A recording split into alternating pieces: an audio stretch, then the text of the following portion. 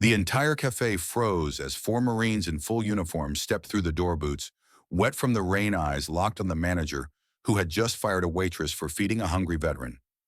One of them scanned the room and asked calm but sharp who fired the woman who did the right thing. And just like that, everyone knew this wasn't just about a plate of food anymore. Hi everyone. Today we're starting with something small, so small you might have walked past it. A single act, a meal, a moment of warmth between strangers. But what happened next, it shook an entire town and reminded people across the country what it means to stand up and what it costs when you don't. This isn't a story about heroes with capes. It's about a waitress with tired sneakers, a purple heart, and a manager who thought power meant cruelty. This could happen to anyone, even you. So before we dive into the story, take a moment to like the video and subscribe, but only if you truly enjoy what I do here. And I'd love to hear where you're watching from. Drop your city and the current time in the comments.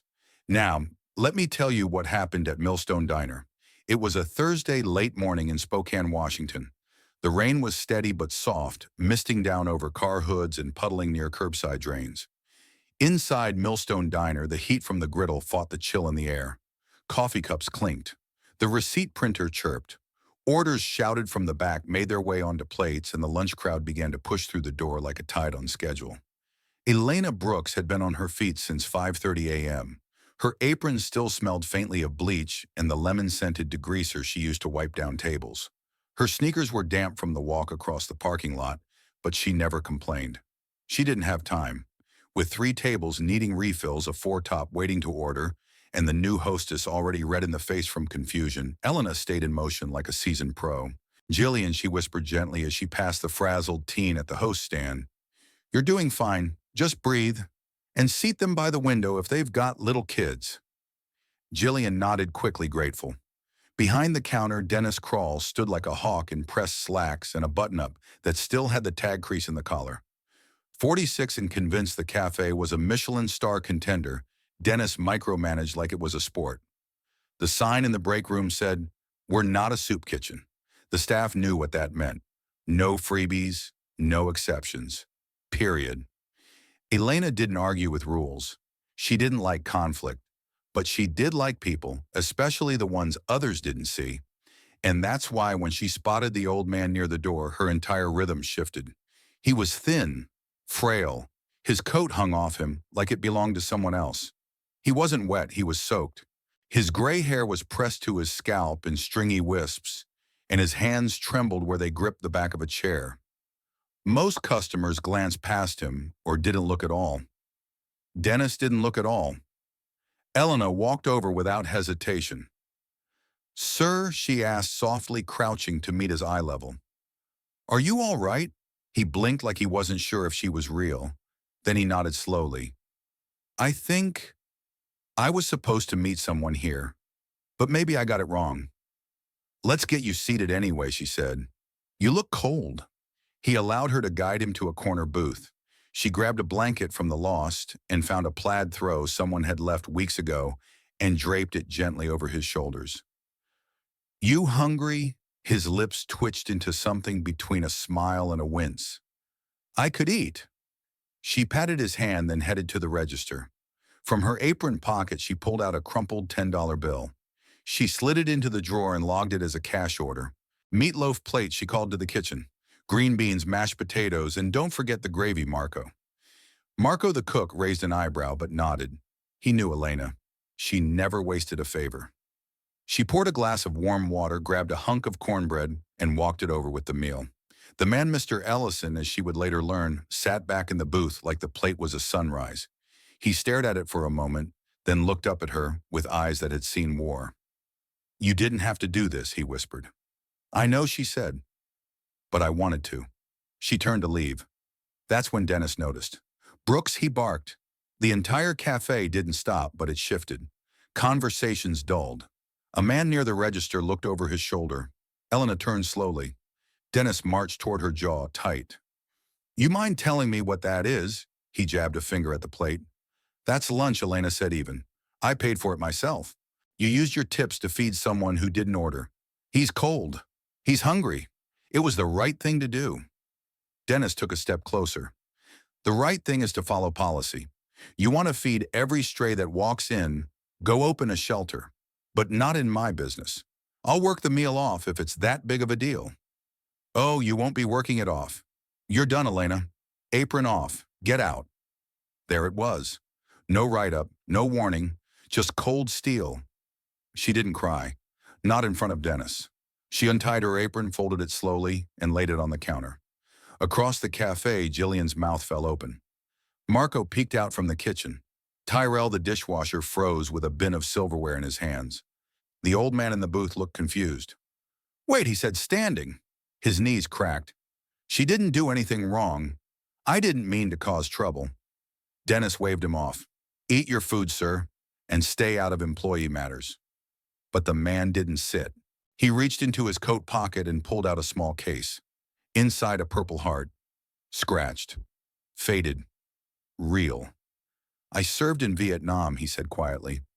Most of my brothers didn't come home. The ones who did, they'd never let this stand. Dennis scoffed. Mr. Ellison looked down at his food and said something barely audible. They'll come. Elena gave him a gentle nod as she passed. It's okay, she said. Really? Then she stepped outside into the rain. No umbrella, no backup plan. Just her apron in her hands and the ache of humiliation ringing in her chest. And inside that cafe, things weren't done unraveling. Elena stood at the edge of the sidewalk, barely under the overhang, the bus stop 3 blocks away. Her sneakers soaked through again. She didn't move, not right away. Her breath clouded in the air as the drizzle slid down her face, indistinguishable from tears she refused to let fall. Inside the cafe, tried to return to normal, but it couldn't. The moment Elena walked out, the atmosphere didn't just dip, it fractured. The chairs still scraped the floor. The register still beeped. Plates clattered, but beneath it all there was a current. Uneasy, restless. Dennis paced the floor with the smug air of someone who thought he just cleaned house.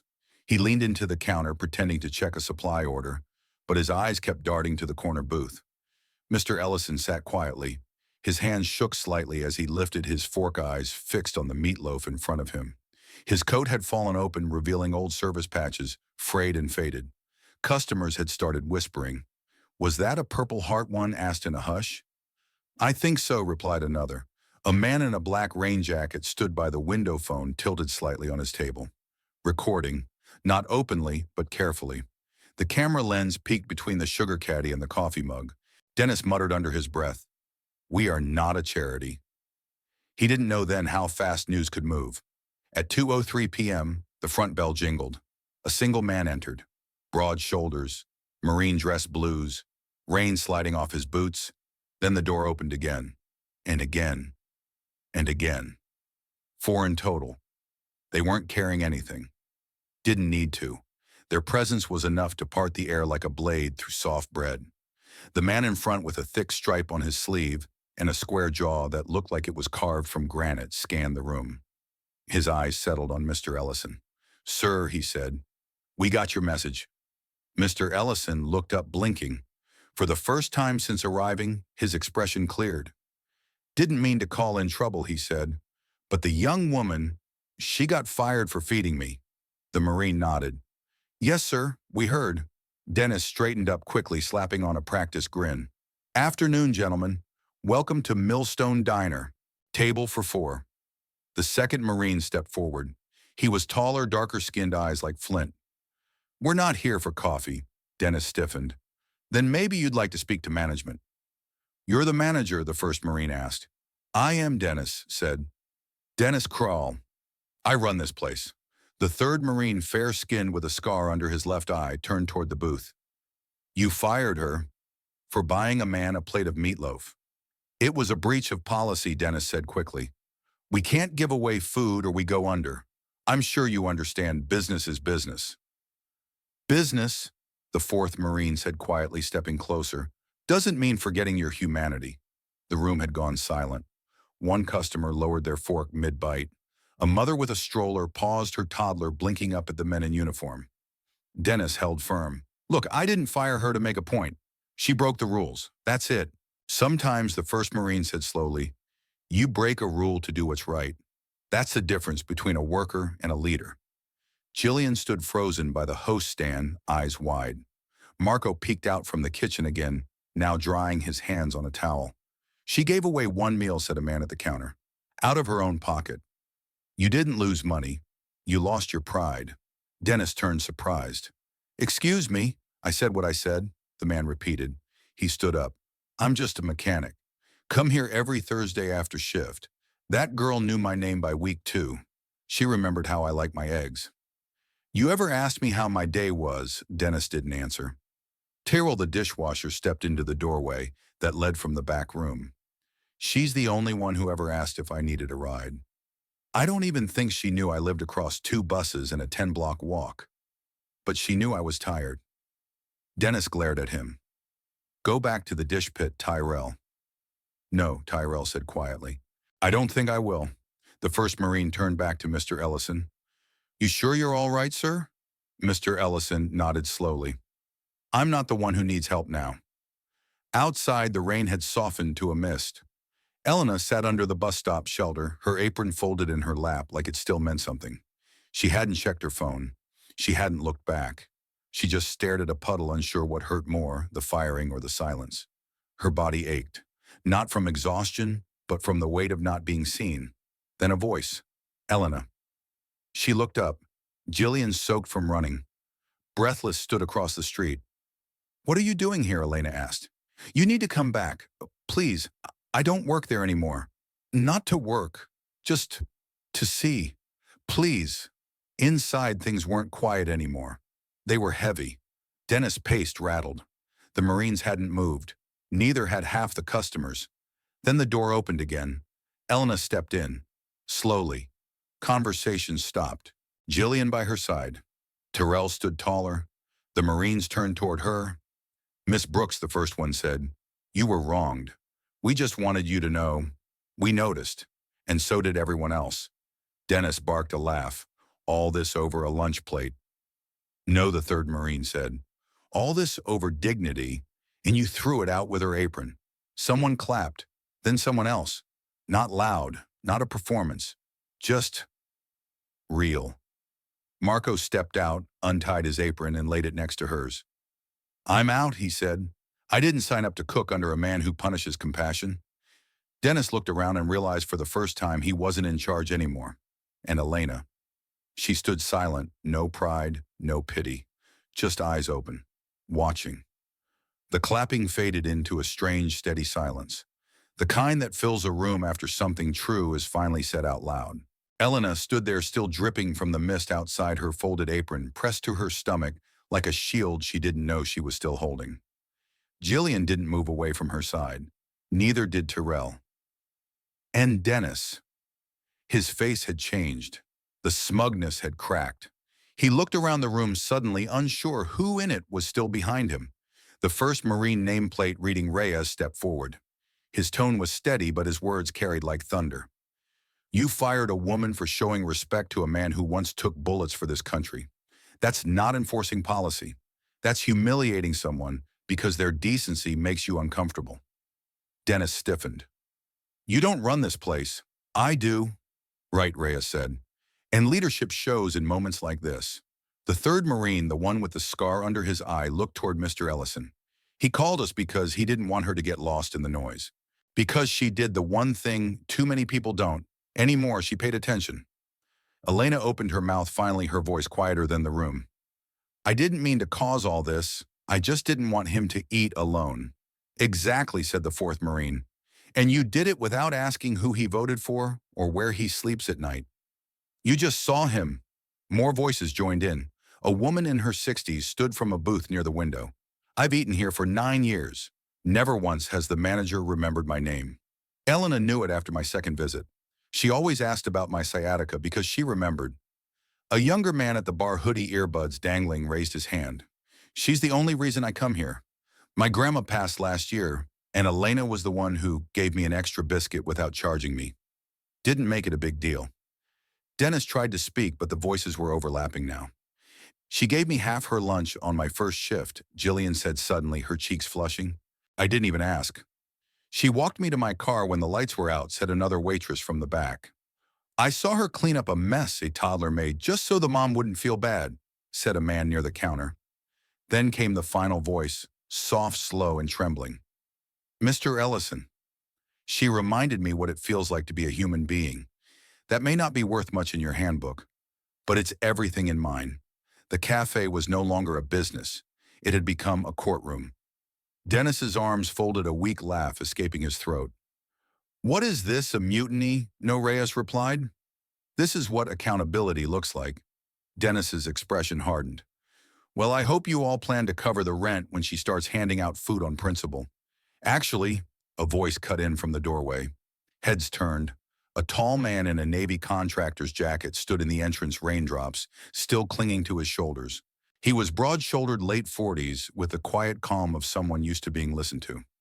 A badge on his chest read, Derek Walters, Director, Ellison Veterans Training Center.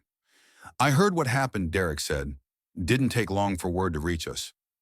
Reyes nodded once toward him, then stepped aside. Derek walked straight to Elena. You don't know me, he said, but I know who you are. That man you fed, Howard Ellison. He's my uncle. He helped raise me after my father passed. Elena blinked, caught off guard. He's not just a veteran, Derek continued. He's the reason our center exists. And when I heard how you treated him, and how you were treated for it, he paused. Well, I decided you deserve better. He reached into his jacket pocket and pulled out a folded brochure. We're hiring. Better pay, better hours. Real work that actually matters. It's yours if you want it. Gasps rippled across the room. Even Reyes smiled faintly. Elena hesitated. Why would you offer me that? Derek tilted his head. Because character doesn't need a resume. And you've already shown more of it than most people ever will. She didn't answer right away, but something in her posture softened. Behind the counter, Dennis was livid. You're offering her a job based on a single plate of food, no, Derek said, based on everything that happened after it. Then the man in the hoodie stood up, pulling out a $20 bill. He walked over to the booth where Mr. Ellison had eaten and placed the bill on the plate. For the meal, he said, and for the woman who should still be serving it. One by one, others followed. A retired nurse, a high school history teacher, a construction foreman. They each dropped cash on the table, some small, some generous, and began walking out. By the 10th person, it wasn't a protest. It was a statement. Marco leaned out of the kitchen, dropped his apron on the counter, and followed them out. Dennis stood frozen. Elena stared at the bills, then at the Purple Heart still resting on the napkin near the plate. Mr. Ellison's voice broke through. You gave me a warm meal, miss. And somehow it turned into something bigger. I didn't mean to, she said quietly. That's what makes it matter. And the cafe. It wasn't the same anymore. Not in the way it smelled. Not in the way people spoke. Something had shifted, and there was no going back.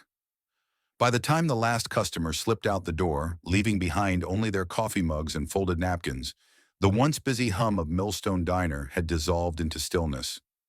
Not quiet stillness, a kind of reverent hush that felt heavier than shouting. Elena stood near the counter, her damp apron still folded neatly in her arms, though it no longer belonged to her.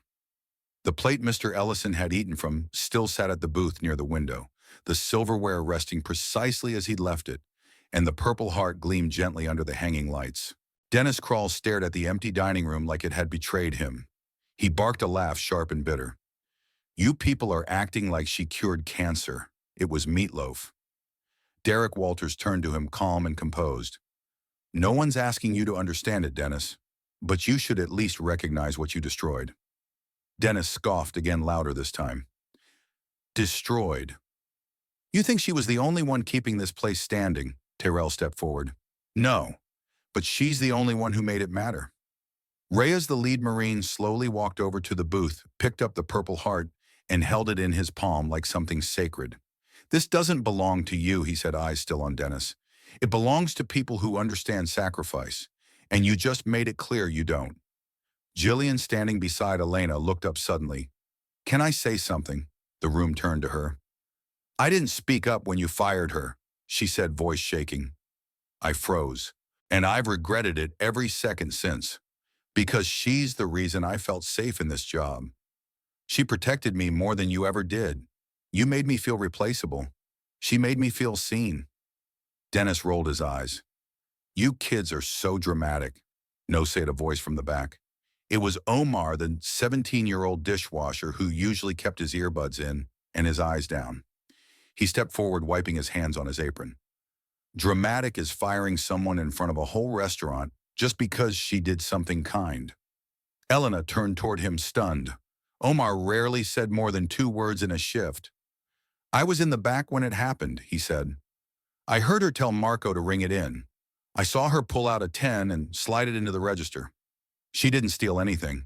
She didn't break any rule. She just made a choice. Dennis opened his mouth, but Omar didn't stop. And she's the only one who ever asked me how I get home. I live far, 2 buses and a 15-minute walk. She offered me a ride once. I said no, but I never forgot it. He looked over at Elena, eyes glossy. So if she's not good enough to work here, then maybe I'm not either. Dennis stepped toward him. You quitting too? Omar shrugged, half defiant, half scared. I don't know, but I'm not scared of you anymore. The door chimed. Not with customers, just the wind blowing it open slightly before Jillian reached over to catch it. Elena still hadn't moved. Not much. Her feet felt rooted to the linoleum, like she didn't quite know what to do, now that the fire had already spread. She hadn't asked for this, hadn't started it for praise. She just didn't want to watch a hungry man go unnoticed. Then Cheryl walked in, owner of the hair salon 2 doors down, one of the town's most recognizable voices, 50 sharp-witted and the kind of woman who could silence a room with a look. She stepped in slowly, heels tapping across the floor. Well, she said, arms crossed. I wasn't going to come in here today, but then I saw the parking lot was empty and figured maybe it was finally time. Dennis straightened. We're closed. You're finished, she corrected. There's a difference. He stared at her. You don't get a say in how I run this business. No, Cheryl said, but the community does. And this isn't just about Elena. It's about every person you ever made feel small, every teenage waitress you gave fewer hours because she said no, every cook you threatened to dock for being 5 minutes late. We all knew, but we didn't speak, and that ends today. Outside, the sun was beginning to break through the clouds. It was faint, soft, but it landed on Elena's face through the window, catching her in a small glow. Derek turned back to her. That job offer, it's still yours. Full-time, front-of-house coordinator. And you'll never be punished for having a heart. Elena blinked. Why would you trust me? Because Walter, Mr. Ellison called me that afternoon, Derek said. Didn't even ask for anything. Just said she saw me. Nobody sees me anymore. Reyes walked over and placed the purple heart gently on the counter beside her. He wanted you to have this. He said you'd understand why. Elena reached out slowly, fingers trembling. She didn't take the medal. Not yet. She just stared at it. Dennis let out a final frustrated sigh. You think I'm going to apologize? That I'll grovel just because the room turned on me? No, Cheryl said flatly. We don't need your apology. We just need you gone. The door opened again, and this time it wasn't a neighbor. It was Margaret Dole Dennis's silent business partner. Everyone went still. She stepped forward, a thin woman in a gray wool coat, lips pursed. Dennis, she said, I saw the footage. I read the comments, and I just got off the phone with our lawyer. He looked alarmed. Margaret, let's talk. We'll talk after you pack your office, she said. The cafe is being appraised tomorrow. I'm selling. I want no part of a business that makes the news for humiliating good people. Dennis looked stunned. For the first time all day, he had no words. Elena's hands dropped from her apron. Slowly, she stepped toward the booth, picked up the napkin, and refolded it. She didn't say a word, but her silence was the loudest moment in the room. She turned to Derek. I'd like to see the center. He smiled. We'll go right now. She nodded once, just once, and followed him to the door, the bell chiming as she stepped into the sun. Inside, Jillian reached over and picked up Elena's folded apron. Not to wear it, just to hold it. Reyes turned to Cheryl. I think the rest will take care of itself. Cheryl gave a faint smile. It already has. The ride to the Ellison Veterans Resource Center was quiet. Elena sat in the front seat of Derek's pickup truck, the heater humming low as it dried the rain from her sleeves. She didn't say much, not because she didn't have anything to say, but because she needed to feel it first. Everything that had happened in the last few hours still hadn't fully settled. She felt like she was watching someone else's story from a distance too surreal to be her own. But when they pulled into the parking lot, something shifted. The building wasn't grand or flashy. It looked like a converted community library, brick walls, low roof, a faded flag fluttering gently at the edge of the sidewalk. But it felt warm. Inside the lobby smelled faintly of cinnamon and fresh coffee. The walls were lined with framed photographs, veterans smiling in black and white community events, with children and volunteers, old newspaper clippings about the center's outreach. And then, there it was. Mounted near the front desk already framed behind glass was a still shot pulled from the cell phone video. Elena standing with her shoulders squared and damp apron folded in her arms. 4 Marines behind her, and beneath the photo, a simple handwritten quote in black ink. "You don't punish people for being decent." Elena stared at it, breath caught. Derek stepped beside her. "Walter sent that over this morning. He asked that it be the first thing people see when they walk in." She nodded slowly. "I still don't feel like I did anything that big." "That's what makes it big," he replied. As the day unfolded, Elena met the team's social workers, volunteers, and veterans in transition. She helped organize a closet of donated winter coats. She answered phones and helped an older gentleman fill out paperwork for housing support. She didn't have to pretend to care. She already did. By late afternoon, she sat down for the first time since the diner. Her back ached, her knees popped when she sat. But for the first time in months, maybe years, she felt like her work had weight. Walter Ellison sat near the front window in a worn recliner with a blanket over his knees and a styrofoam cup of coffee in hand. He smiled as she approached. "You made it." She eased into the chair beside him. "Yes," she said. "I made it." He nodded. "You feel it yet?" "The shift? Not yet," she admitted, still waiting for the floor to fall out again. "It won't," he said. "Not here." They sat in silence a moment before Elena asked, "Did you really call those Marines, Walter?" Gave a soft chuckle. "Didn't need to. One of them checks in every Sunday. I told him what happened. Told him a good woman got fired for being kind." Elena's eyes misted. "That was enough for us," he said.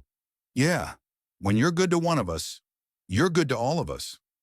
Outside, the sky had turned to soft amber. The streets glistened with rain that had finally stopped falling. Inside the diner she'd left behind, things weren't as bright. After the last wave of walkouts, Dennis had tried to rally. He'd posted a vague statement on the diner's Facebook page. "We regret any misunderstandings and are committed to ensuring our employees and patrons are treated with respect moving forward." But it didn't land. The comments were brutal. "You didn't regret it until your table's emptied. She was the only reason I came in every Friday. You lost more than a waitress. You lost your soul." By Monday morning, Millstone Diner was half empty. The regulars were gone. The chairs echoed across the floor with every movement.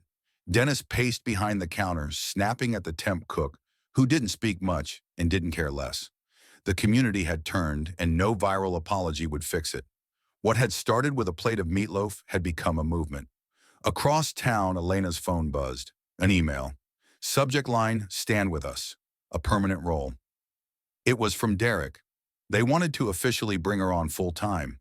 Health benefits, paid vacation, a title community services coordinator. Attached to the email was a short note from Walter. "You reminded us who we are. Now let us remind you what it feels like to be seen." She smiled, the kind that starts in your chest and works its way up slowly, like sunlight returning to a cold room. When she stepped outside that evening, the sky had cleared. Her bus pulled up right on time. As she climbed on, the driver nodded. "I saw the video," he said. "Glad you stood your ground." Elena blinked. "I didn't feel like I was standing anything." "Well," he said, "you did." She sat by the window and watched the town blur past corner stores, front porches, that old church with the broken clock. And she realized something. She didn't need her old job back. She didn't need to prove anything. Because the moment she chose to be kind without permission, that was the moment she became more than just a waitress. She became someone who reminded everyone else who they could be. There's a strange power in small decisions. The kind that don't feel like much when you make them a $10 bill. A warm plate of food, a quiet, "Are you okay?" But sometimes those are the moments that light a match under something much bigger. Elena didn't feed that man because she wanted recognition. She didn't expect a parade or praise. She just saw someone no one else was seeing, and she chose to act. She didn't ask for permission to be kind, and that's what made all the difference. But what followed, what happened when others noticed, revealed something even more powerful decency spreads. It inspires others to speak, to stand, to step forward when they might have stayed silent before. It doesn't always take grand gestures to make change. It takes the courage to do something small, especially when the rules say not to, especially when no one is watching, especially when you might lose something because of it, but you might gain more than you ever imagined. So next time you see someone struggling, or lonely, or overlooked, don't wait for permission. Don't wait for policy. Just be human. And if this story moved you, if it reminded you of someone you know, or a moment in your life when someone showed you kindness, share it. Let someone else remember what it feels like to believe in people again.